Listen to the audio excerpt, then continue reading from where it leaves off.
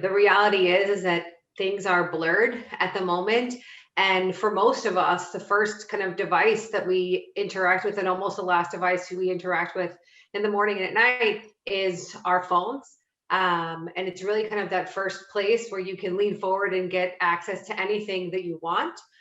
We utilize the information that we can get from mobile to truly understand what are the passion points, the favorite programs, the hobbies, the things that make our consumers and our targets tick, so that we can then ideally translate that into stronger targeting and marketing strategies for our businesses. So, Melissa, tell me how you use your customer data as first party. We hear quite a lot about that. There's a big value in that. What are some best case uses in terms of using your customer data?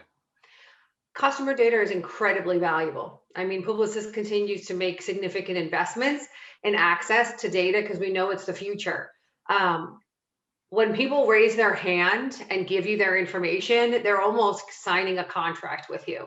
And now that's become even more important, the ability to instill trust in the sharing of that information, especially as we move towards kind of a cookieless future. Um, so we will utilize that to have as much of a direct dialogue as possible when we have access to the data. Obviously, there are certain restrictions in the healthcare space, but across the board, in essence, it also allows for a better advertising and content and communication strategy. If you know a little bit more about the person you're speaking to, you can ideally have a more relevant dialogue.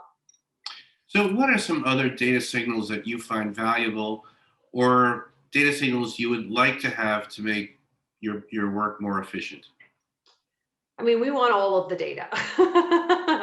The more, the better. I think it's a little scary when we think about how much data really is, out there and at our fingertips right now. But unless you can actually action on it, it's just a number.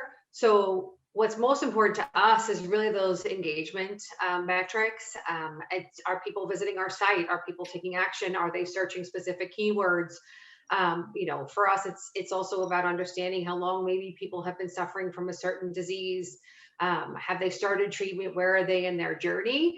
So anything that helps us identify how to better have a conversation and start a conversation is incredibly valuable. So, in the healthcare field, which I know that's your area at Publicis, what are some issues around customer preference and permission and privacy? And we know it's a growing factor all throughout the industry. What are some best practices to navigate this? I think always be sensitive. Be sensitive that you may be communicating to someone who is not, open to sharing information about themselves or something that they may be dealing with, in regards to their health. We want to talk to our consumers as real people and not just a patient. So ensuring that you find that real person in the midst of all different types of, healthcare data. So, what's exciting to you in terms of the healthcare sector itself, in terms of innovation to make your work more efficient, more broadly, and where do you think things are going in the healthcare marketing space? I think it's an incredible time to be working in healthcare.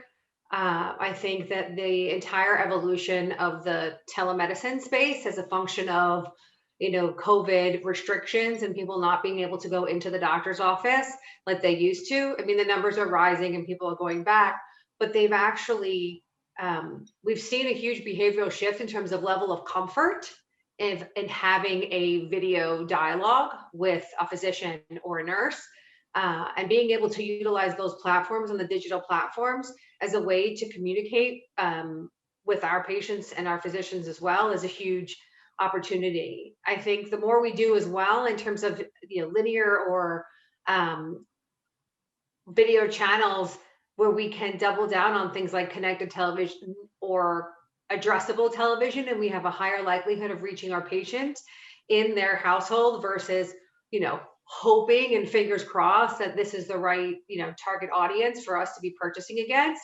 only helps us, to bring in more qualified people to our brands and ideally help more people learn about things that could make them feel better.